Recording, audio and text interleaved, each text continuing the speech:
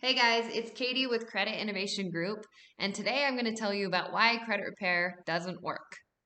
Now, that might seem a little bit backwards coming from me because credit repair is often very commonly an important step in our map when you sign up with a credit specialist and make a game plan, right? And the reason that we have that in place is a couple fold. So I'm going to help explain that.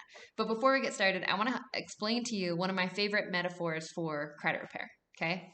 Let's say that you ask me to build you a house. And so what I do is I dig you a basement, right? A hole in the ground. And then I'm like, here you go, here's your house. Okay, you kind of have less of a house now. You literally have a hole in the ground. But if it's the house that you were looking for had a basement, that might have been a necessary step was to start that way, right? Credit repair is that. You can't get a powerful credit profile just by taking away stuff. Now, in order for you to understand that, I want to explain how credit repair really works, right? There's a certain set of rules that were passed by the FCRA, the Fair Credit Reporting Act, that allowed consumers to challenge items on their reports. Believe it or not, there was a day where even though creditors were using your reports to make decisions, you didn't even get to see what was on your report, right? That was considered not your business. Well, us and FCRA think that that is your business. And so they made a rule that says A, you can view those reports, and B, you can challenge anything that you believe is inaccurate, unfair, misleading, or unverifiable. Now, 1 in 5 people's profiles, which came up from about 1 in 3 people's profiles in the last 10 years, have major issues on their credit reports that are affecting their credit worthiness that are false, right? It's errors in reporting or it's misleading information that wasn't verified properly. So the creditors have given you a way, so the credit bureaus have given you a way to challenge some of these items. We call it a dispute. You're disputing the accuracy of these items. When you file a dispute, the bureau takes it and works with the creditor and says, can you prove that this is on their credit properly? They have to prove a number of things. One, is it within the timekeeping requirements that it's supposed to be? Like, is it on the credit too long? B, is it really belong to the person that you're saying it belongs to? C, did you disclose properly whether you could put it on? Right? There's a bunch of different things they have to go through in order to just report items onto someone's credit. Well, if the creditors can't prove that within a 30-day time period, they have to take it off their reports. Now, that's also one of the reasons that you'll see negative items come back sometimes. If they go and find out that it's real and they figured out how to do it and it just took more than 30 days, they can pop that right back onto your reports. So we think that credit repair as the only source of defense for your credit score is a very bad game plan, right? It's going to take more than that. There's one particular credit profile that will benefit a lot from credit repair alone. Okay. And that's someone who has a ton of good credit and then just has a couple negative items that are old and are inactive. Removing those negative items will definitely help your score increase because if you have a bunch of big, heavy negative items weighing down, getting rid of those allows your good credit to kind of show through.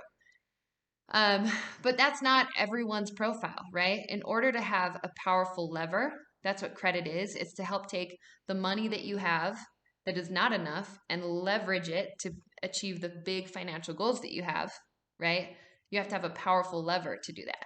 And the better your lever is, the less money it's going to take for you to get into that thing. That's why we say repair, build, and leverage, because we're trying to build a powerful lever, right? In order to build a powerful lever, you can't just take stuff away. You have to have powerful credit, right? And that means you have a good combination of revolving accounts and installment accounts.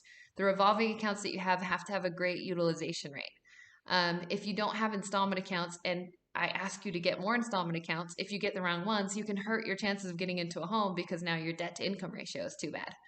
So every single step that we put on a map for a consumer that helps you start by credit repair, because of course, get rid of anything that shouldn't be on your reports.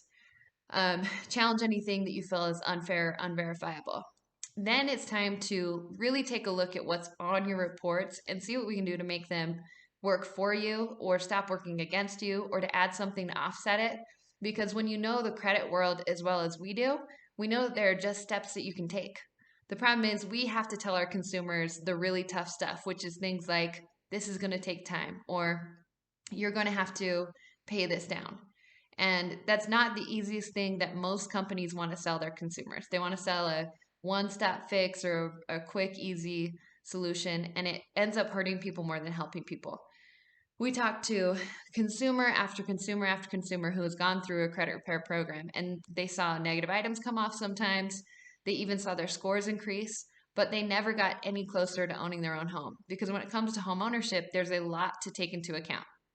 Okay, and good credit isn't the only thing.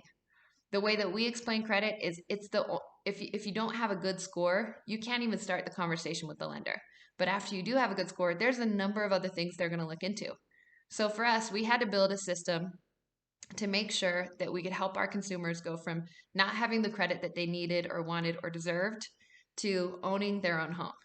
Because for us, I mean, hopefully you know by now, it's the number one thing that motivates us is helping people become homeowners in the US. It's the number one way to build wealth. It's the fastest, easiest way to build credit, and it is just a good overall deal for our consumers. So, what we have to do is we have to take what we know about mortgages and what we know about the mortgage industry and what we know about things like FHA requirements, USDA requirements, VA requirements, and we have to make a map that gets you from where you are to what they need to see in order to buy a house. And that's going to take a lot more than credit repair, at least for our average consumer. And the good news is, if you'll stick it out and really watch for the emails that your specialist sends you every single month and really take the time to accomplish those things, you're going to see success with your reports, with your scores. Um, it might take 1 year or 1 month or 10 years, and no matter how long it takes, it's going to be worth it. Because if you can get into your own home, so many of the other things fall into place that make these things easier to deal with. So I hope that you will let me know if you like this video, if you learned anything, if you have more questions. We're here to help people get into homes, and that's what we're really passionate about. If you're already in a home, what we like to do is make sure you have good credit and you're building wealth and you know what to do with that. So if you're interested in, talking about a refinance or selling your house and buying again, make sure that we can take a look at your credit and see if it's a good time for you to apply. And that's something we love to do. So thank you again. Thanks for watching this video. I hope to see your comments and see what you think. Thanks, guys.